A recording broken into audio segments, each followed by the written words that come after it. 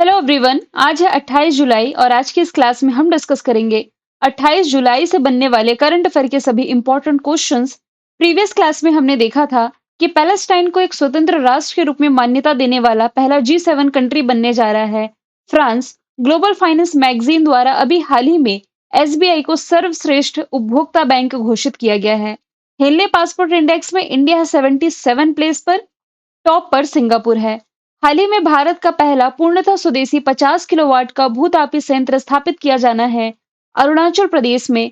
और बांग्लादेश का जो वायुसेना का प्रशिक्षण लड़ाकू विमान था, उड़ान भरने के तुरंत बाद एक स्कूल की इमारत से टकराया जिसमें कि काफी सारे स्टूडेंट की डेथ हुई थी।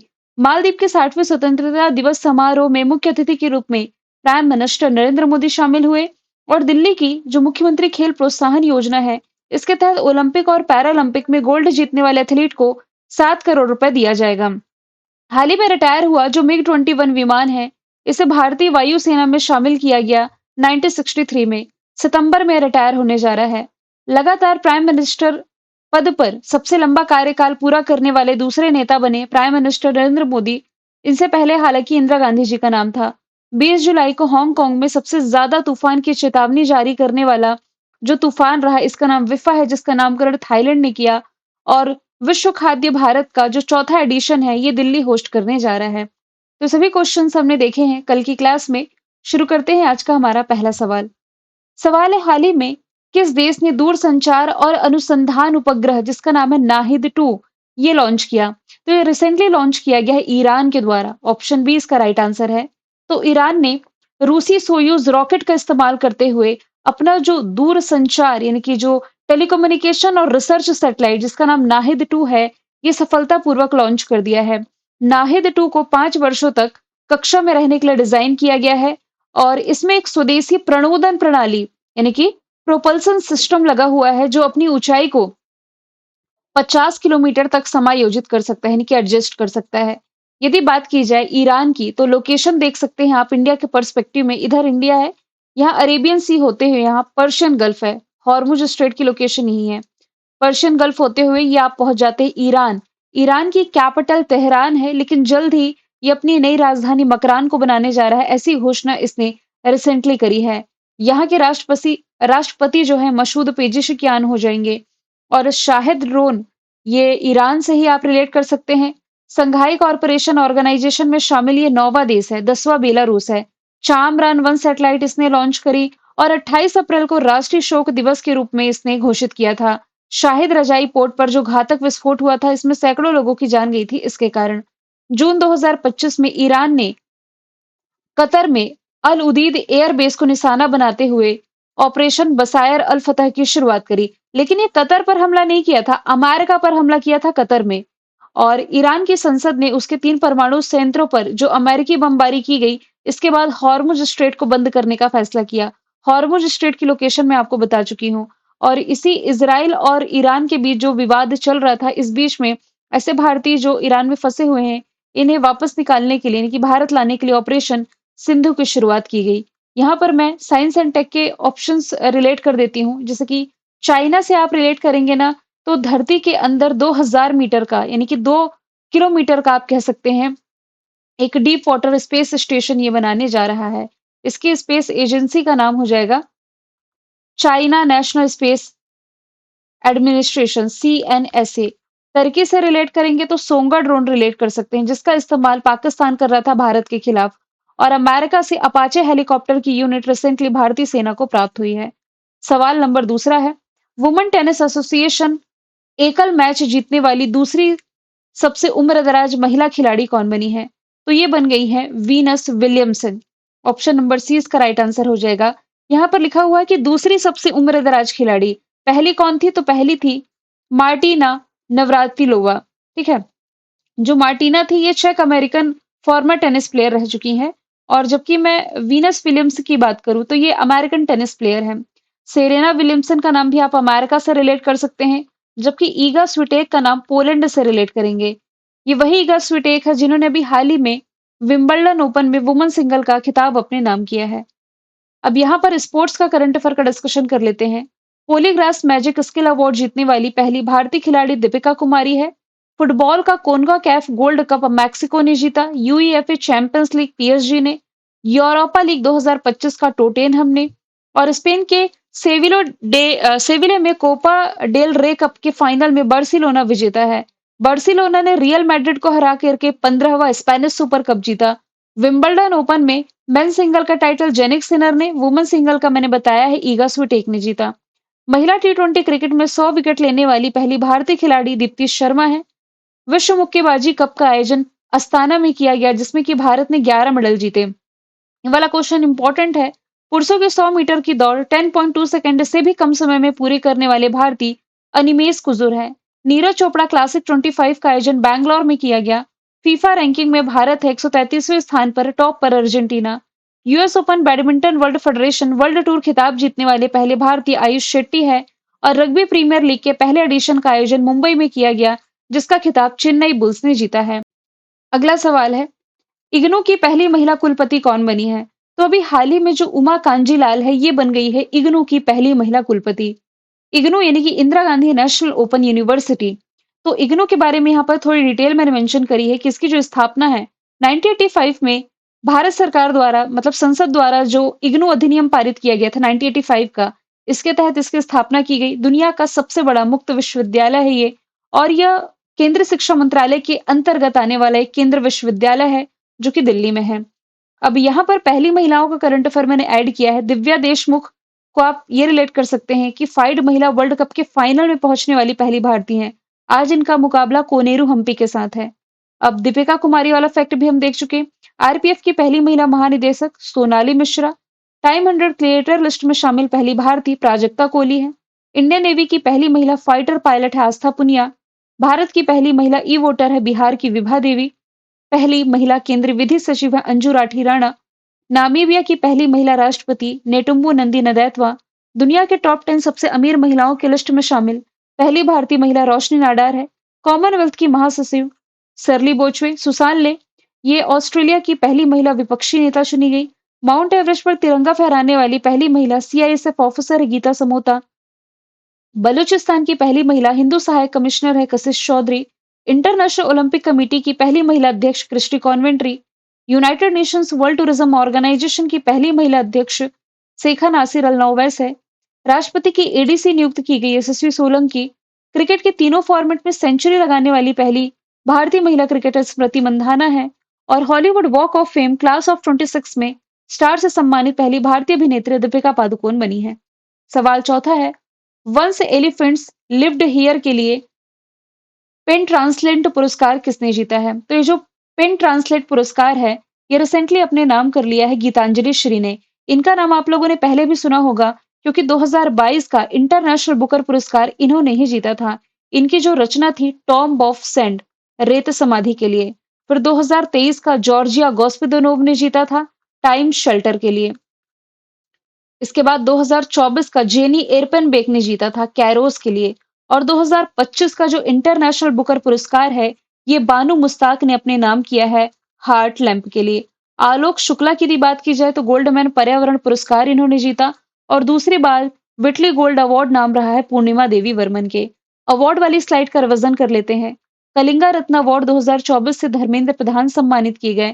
पेन प्रिंटर अवार्ड लीला अबुलेला ने जीता। चौथा रविंद्रन पुरस्कार चिथा रविंद्रन पुरस्कार शरण कुमार लिम्बाले ने। रशिया का दोस्तोवस्की अवार्ड जावेद अख्तर को मिला। फ्रेड डॉरिंगटन सेंट मास्टर पुरस्कार पाने वाले पहले भारतीय सुदर्शन पटनायक है। सरस्वती सम्मान भद्रेश दास को। 59 ज्ञानपीठ अवार्ड विनोद कुमार शुक्ला को इन्हें मिलने जा रहा है। एबल प्राइज मसाकी कासीबारा को। ये बिहार पुलिस में क्वेश्चन पूछा गया है अभी। और स्टॉकहोम जल पुरस्कार गुंटर ब्लोशल को। संगीता कला निधि सम्मान आर के रामकुमार को। प्रिज्जर पुरस्कार लियो जियाकुन। प्रवासी भारतीय सम्मान अनवर खुर्शीद को। लता दीनानाथ मंगेशकर अवार्ड कुमार मंगलम बिरला को। ह्यूमैनिटेरियन अवार्ड सोनू सूद सम्मानित किए गए। और वर्ल्ड फूड अवार्ड जीतने वाली जो महिला है मारी एंगला हंगरिया ब्राजील से बिलोंग करती हैं। पांचवा सवाल है, स्लीपिंग प्रिंस के नाम से मशहूर प्रिंस अल वलीद का अभी हाल ही में जुलाई के महीने में निधन हुआ। ये किस देश से संबंधित है? तो ये न्यूज आप लोगों ने डेफिनेटली सुनी होगी।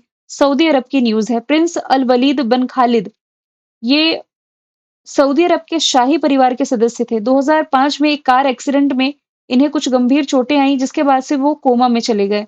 तो लगभग 20 साल से वे कोमा में थे, 2005 से 2025 तक, और अभी 19 जुलाई को इनका निधन हो गया है। हालिया हुए ऑब्ituary की यदि मैं बात करूँ, तो लतिका कट्टर जो प्रसिद्ध मूर्तिकार थी, कैथोलिक ईसाई धर्म के पोप फ्रांसिस, पूर्व बास्केटबॉल प्लेयर हरिदत्त कापड़ी, राय लोक नृत्य के दिग्गज राम सहाय पांडे, गुजरात के पूर्व मुख्यमंत्री विजय रूपाणी, कश्मीरी लोक संगीत से रिलेट करेंगे तो उस्ताद गुलाम नबी शाह, और मणिपुरी शास्त्रीय नृत्य से रिलेट करेंगे तो सूर्यमुखी देवी। इसके अलावा जाकिर हुसैन का लास्ट ईयर निधन हुआ, तबला वादक थे डियोगो, इनका भी जुलाई के ही महीने में निधन हुआ है। एक फुटबॉल प्लेयर शारदा सिन्हा बिहार कोकिला के नाम से प्रसिद्ध, पीवी पट्टाभिरामन सम्मोहन विशेषज्ञ थे, जॉन टेनिसवुड, ये आप एलिमिनेट कर दीजिए क्योंकि अब दुनिया के सबसे बुजुर्ग व्यक्ति कोई और हैं।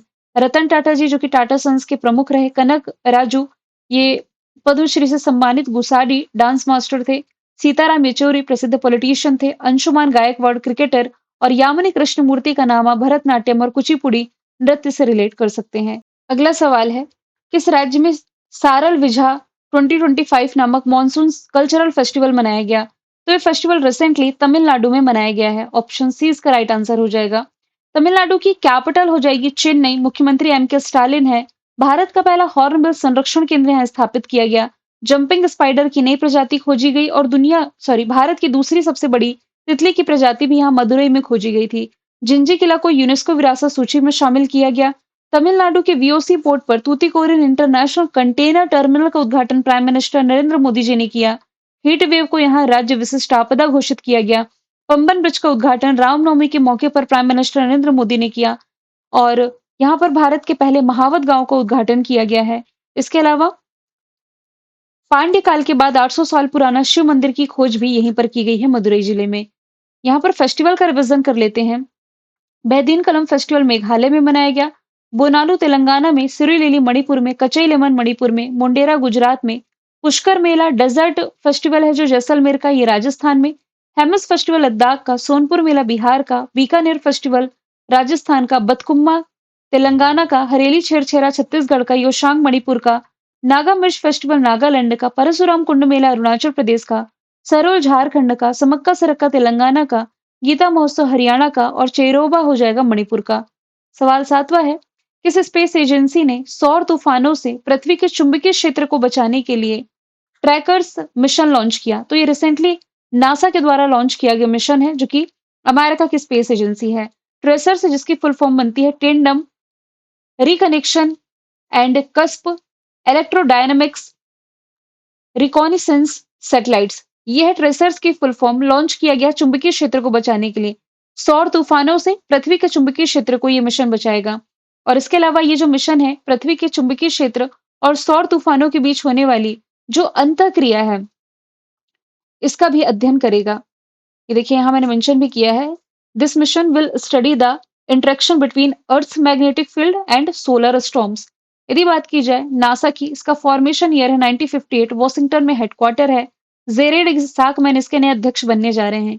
तो नासा ने तो पंच मिशन भी पहले लॉन्च किया था जो कि सूर्य के बाहरी कोरोना और सोलर विंड का अध्ययन करेगा। आंध्र प्रदेश के गोदावरी जिले की रहने वाली जो जानवी डांगेती है 2029 में नासा के अंतरिक्ष मिशन के लिए चुनी गई हैं। प्रोफायर मिशन नासा ने लॉन्च किया था पृथ्वी के ध्रुवीय क्षेत्र का अध्ययन करने के लिए। निसार मिशन ये नासा और इसरो की संयुक्त प्रोजेक्ट 30 जुलाई को लॉन्च होने जा रही है। जैक्सा जापान की स्पेस एजेंसी है। जापान ने दुनिया का पहला लकड़ी का सैटेलाइट लिग्नोसैट प्रोब ये लॉन्च किया था। इसरो की यदि बात की जाए तो इसरो खुद का स्पेस स्टेशन बनाने का लक्ष्य रखा है 2035 तक। इंसानों को चंद्रमा पर भेजने का लक्ष्य रखा है 2040 तक। चाइना सेट 10R जो सैटेलाइट है ये आप रिलेट कर सकते हैं चाइना नेशनल स्पेस एजेंसी से। सवाल नंबर 8वां है, यूएन जीसीएनआई का नया अध्यक्ष किसे नियुक्त किया गया है? तो आंसर इसका हो जाएगा वैशाली निगम सिन्हा। अब यहाँ पर जो टर्म लिखा हुआ है यूएन जीसीएनआई, इसकी फुल फॉर्म बनती है United Nations global compact network India. तो इसकी अध्यक्ष बनने वाली जो महिला है ये हो जाएंगी वैशाली निगम सिन्हा। सरली बोचवे की भी इंटरनेशनल नियुक्ति है, कॉमनवेल्थ की महासचिव है ये। Kirsty Coventry international Olympic committee की पहली महिला अध्यक्ष है, जबकि United Nations world tourism organisation की पहली महिला अध्यक्ष सेखा अल्नोवेस है। हालांकि 2 दिन पहले मैंने नेशनल और इंटरनेशनल अपॉइंटमेंट आपको कवर कराई है, इसका एक स्लाइड से रिविजन भी कर लेते हैं, केवल इंटरनेशनल देखेंगे। अभी 2 फैक्ट हमने देख लिए। यूनाइटेड नेशन जनरल असेंबली के 80वें सत्र की अध्यक्षता कर रही हैं जर्मनी की एना लेना बेयरबैक, ट्विटर की सीईओ लिंडा याकारिनो, डब्ल्यूएचओ के टेड्रोस अदानोम, यूनिसेफ की कैथरीन रशेल, एफएटीएफ के एलिसा दे एंद्रा माद्रोजो, यूनाइटेड नेशंस के एंटोनियो गुटेरेस, आईसीसी के जय शाह, डब्ल्यूटीओ के डब्ल्यूटीओ में भारत के स्थायी राजदूत सेंथियल पांडेन है। बिम्स्टेक के अध्यक्ष बनने वाले पहले भारतीय इंद्रमणि पांडे। वर्ल्ड बैंक के अध्यक्ष अजय बंगा। आईएमएफ की एमडी क्रिस्टीना जॉर्जीवा है, लेकिन डिप्टी एमडी पद से गीता गोपीनाथ ने इस्तीफा दे दिया है। सवाल 9वां है, 27 जुलाई 2025 को सीआरपीएफ ने किस क्रम का स्थापना दिवस मनाया? सेंट्रल रिजर्व पुलिस फोर्स की बात की जा रही है, तो इसने 87 नंबर का अपना स्थापना दिवस मनाया। इसकी जो स्थापना है ये की गई थी 27 ऑफ जुलाई 1939 में। दिल्ली में हेडक्वार्टर है। ज्ञानेंद्र प्रताप सिंह इसके महानिदेशक हो जाएंगे। और सीआरपीएफ के जवानों की नियुक्ति बेसिकली नक्सलाइड एरिया में होती है। जुलाई महीने के इंपॉर्टेंट डे का यदि हम रिवीजन करें तो CA day, GST day, SBI day और नेशनल डॉक्टर्स डे 1 जुलाई है। 2 जुलाई है विश्व खेल पत्रकार दिवस। 4 जुलाई यूएस का स्वतंत्रता दिवस। 4 जुलाई विश्व ग्रामीण विकास दिवस। वैश्विक क्षमा दिवस 7 जुलाई है। 11 जुलाई है world population day. Malala day है 12 जुलाई। 15 जुलाई है विश्व युवा कौशल दिवस। 17 जुलाई है विश्व अंतर्राष्ट्रीय न्याय दिवस। 18 जुलाई है नेल्सन मंडेला डे। 20 जुलाई चेस डे। 23 जुलाई नेशनल ब्रॉडकास्टिंग डे। 24 जुलाई है आयकर दिवस और 26 जुलाई कारगिल विजय दिवस। सवाल 10वां है, किसे किस इसरो प्रमुख को जेपी बिरला मेमोरियल पुरस्कार से सम्मानित किया गया? तो ऑप्शन के अकॉर्डिंग ना अभी जो इसरो के प्रमुख है वी नारायण, इन्हें अभी हाल ही में जेपी बिरला मेमोरियल अवार्ड से सम्मानित किया गया है। ये पुरस्कार भारत के उल्लेखनीय वैज्ञानिक सम्मानों में से एक है, जो कि विज्ञान, शिक्षा और संस्कृति के क्षेत्र में अपना अहम कंट्रीब्यूशन देते हैं। एस सोमनाथ तो इसरो के भी पूर्व अध्यक्ष रह चुके हैं। अब यहाँ पर ना अवार्ड वाली स्लाइड मैंने इसलिए ऐड नहीं करी है क्योंकि ये ऑलरेडी हम डिस्कस कर चुके हैं। इसरो का फॉर्मेशन ईयर हो जाएगा 1969। बैंगलोर कर्नाटक में इसका हेडक्वार्टर है और जनवरी के महीने में वी नारायण ही इसके अध्यक्ष बने थे। मैंने कल आपसे पूछा था माउंट किलिमंजारो जो खबरों में था किस देश में है? तंजानिया राइट आंसर था। आज का सवाल है, भारत और किस देश के बीच में फ्री ट्रेड एग्रीमेंट को मंजूरी मिली है? आंसर इसका जो भी आप कमेंट बॉक्स में बताइए। मिलेंगे फिर नेक्स्ट वीडियो में। Thank you so much.